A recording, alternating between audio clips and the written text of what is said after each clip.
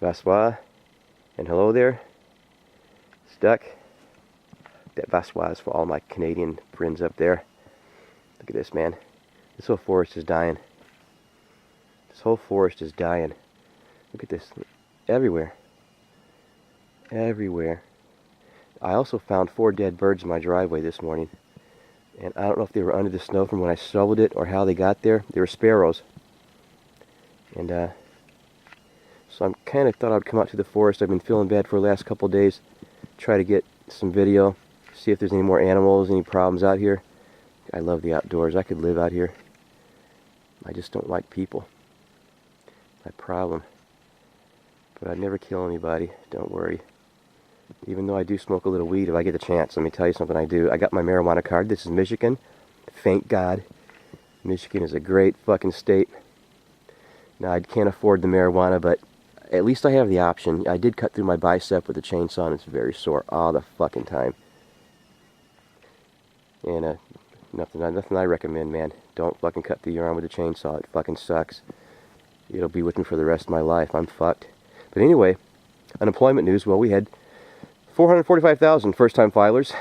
The media right now is trying to spin it where, well, this was the reasoning behind this was because the layoffs from the Christmas help, but that's bullshit. We all know that because Christmas help only worked 4 or 5 weeks, and you have to work. I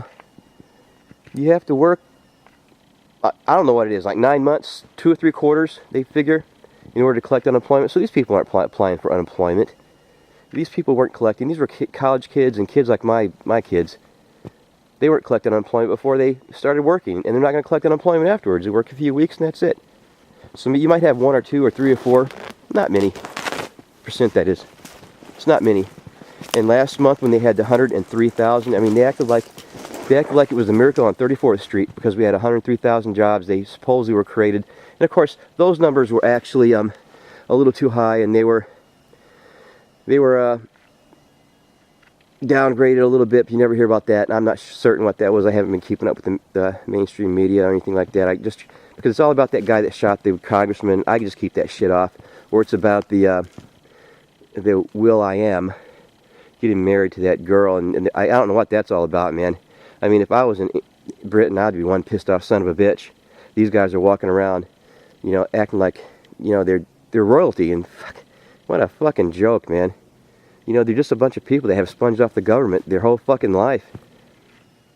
But unemployment news isn't good. 445,000 first-time filers, and that's for 1 week, first week in January, and that's going to be cities, towns, schools, things like that, government jobs. People are getting rid of people because they can't afford them, trying to balance the budget. And of course, you had the 66%, my mouth is frozen, income tax hike in Illinois. Wow. That's a lot, man. But it's going to happen in Michigan, too. It's going to happen in California. They're just going to watch to see what happens in Illinois. And all the states right now are saying, well, that's going to be good for us. The businesses are going to leave. I don't know. We also had another major furniture supplier or builder. I didn't think they were making furniture anymore in America, but I think they made office furniture. They're shedding 750,000 jobs, or sorry, 750 jobs here in Michigan. They're closing down a few plants in the States and one in Canada. But there's no businesses opening, and there's nobody's buying furniture. I mean, it makes sense. We're going to lose a lot of jobs. The unemployment's going to get a lot worse. 30 to 35,000 people weekly dropping off. Now, my guess is the majority of those guys are in Michigan. Weekly dropping off the unemployment rolls. Nothing else left. 75% of those guys are over 50. 50 or over. So not only are we losing a big portion of the workforce, we're losing a big portion of the experienced workforce, the more mature workforce, the workforce that can have been problem solving for many, many, many years, and we're just losing them. It's too expensive to hire the older worker. The insurance, everything that goes along with it, it's just too expensive. So they'd rather have the younger, less experienced, and I guess have one person mentoring them or something, I don't even know. But, I mean, a 50-year-old person's not going to walk around texting all day on their phone while they're at work. They're not going to have a hot date to go to, so they're not going to be hurrying through their work. They're going to be more methodical about their work and than the younger generation is. And they're going to be more responsible. And they're going to take the time to do things right. And you're not going to get that with this younger generation, because they haven't learned, they haven't matured yet. And it's not any fault of their own, except for the fact they grew up in front of a TV and video games, and they're pretty much brainwashed. Oops, oh shit. There's a lot of these little areas here, a lot of animal tracks here in the woods. What they do is I think these deer can sniff something, because these little divots are everywhere in the snow, like they're digging up some kind of root or something. I've been looking for roots and other types of plants that might be still around here in the wintertime. I haven't been feeling good, so I'm looking for natural remedies. Haven't had a lot of luck so far. But one more thing I want to mention here is that another piece of the puzzle. Last month we had the piece of the puzzle, the Israelis. The huge gas find was finally announced. Natural gas and oil, largest natural gas reserve ever found in the world, is in deep waters off disputed territorial waters between Palestine and Israel. And I can tell you what, there's a lot of people, especially the Hezbollah army, that would like to get their hands on that, and they probably will. This is all about collapsing our economy, but the Lebanon government has collapsed. And the Hezbollah military basically run the country. The Hezbollah cabinet they're the ones that made it collapse. Now, if you remember, Ahmadinejad last summer was in Lebanon. He made that speech right on the Israeli-Lebanon border. And that was he was just showing the world, he was showing them, I'm here. Sort of like when the missile launches are launched off our coast, China was saying, we're here. You know, guys, this is all tying in together. We're going to be attacked, we're being attacked financially right now. And they're going to collapse our economy. They're going to do it. All these commodities that are bought in the dollar are going to collapse. And even gold and silver. I know people are going to say, buy gold, buy silver. And it is a good source of money if the dollar collapsed. But you have to have a place to spend it.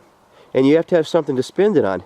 And I'm not certain if a man has 10 loaves of bread and he doesn't know if there's going to be any more bread left at all. I don't know how much bread your gold is actually going to buy.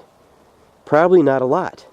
Unless there's some kind of supply somebody doesn't know about. And if you look at it, corn, wheat, everything is going up. Soybeans went up tremendously. And these are foods, these are protein foods. These are foods that we need, that we depend on to live and to feed our animals with.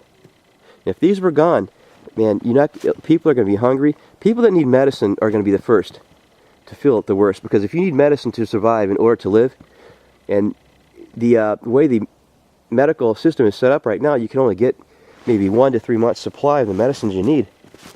And people that depend on this stuff to stay alive, they're going to be sucking wind if there's no gas. I mean, how are they going to get to the doctors? How are they going to get to the pharmacies? I mean, there's no electricity, or there's rolling blackouts, and they're only working 2 or 3 days a week. Look at Britain back in the 70s, 1974. We can face that scenario here. The only thing in Britain in 1974, they still had some manufacturing. Britain still had a lot of assets. They have none of those assets left anymore. They sold them all off. Just like we're doing here in America. We're selling off everything. Hell, just like the unemployed people do. We sell off everything. It happens in layers. But all I could say is everybody just hang on, man. You know, everybody's got to hang tough. There's going to be a lot of shit happening real soon. Look at this forest. The whole forest is dying. The birds are dying, the turtles are dying, the insects are dying, the forest is dying. We've been rotten fucking stewards of this earth. We've been horrible fucking stewards. And it's time for payback, and I hate to say it. Man, I hate to be pessimistic. But man, now is the time to get in touch with your spiritual side and get ready. You know, you better be ready to maybe go a couple, 2 or 3 days without food. Now, the good thing about being unemployed, a lot of us, we can only eat every other day. So, I mean, when the shit hits the fan, if you're not on medications, you're physically fit enough where you can walk, or you can run, or you can ride your bike for, lots of miles, and you don't depend on drugs to keep you alive, you're going to be one step ahead of the game. And Man, it's going to be tough. And I want you to look at this other piece of the puzzle. Lebanon army collapses. And look at it, it's all, everything's fallen into place. And one more thing is these people that are going to collapse our economy, they're people like Turkey, China. These people hate us. We've been their enemies forever. Gerald Slinty had a great point. Well, I knew this already, but I just never talk about it. But look at the Korean War. Look at the Vietnam War. Who was behind that? The Chinese. The Russians even. I mean, we were shooting down MiGs over Vietnam with Russian pilots. You know, these people don't like us. And in Afghanistan, the Russians were kicking their ass until we gave those Afghani fighters the handheld Stinger missiles that were started shooting down their planes and their helicopters. And at the same time, of course, Reagan is building up our military, and they couldn't match our military buildup, so they had to leave.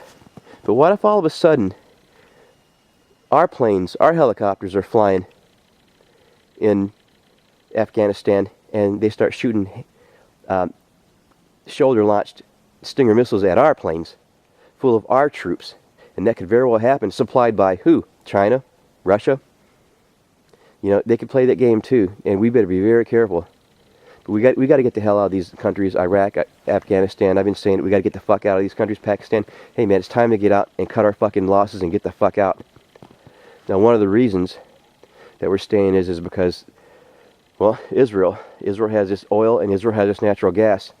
And if America lost our allies, so-called allies like Saudi Arabia, Venezuela, we'd be sucking wind. But now that they got the oil platforms off Israel and there's tons of oil and natural gas, I mean, they're going to be our best friend.